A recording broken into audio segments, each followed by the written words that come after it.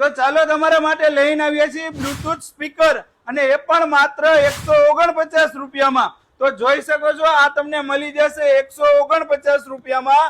અને એવી જ રીતે જે કોઈને મોટું સાઉન્ડ બાર જોઈ તો એ પણ મળી જશે આપણી પાસે માત્ર 499 રૂપિયામાં. અને સ્પીકરની વાત કરીએ તો આમાં તમને મોબાઈલ સ્ટેન્ડ પણ મળી જશે અને અલગ અલગ કલરમાં પણ મળી જશે.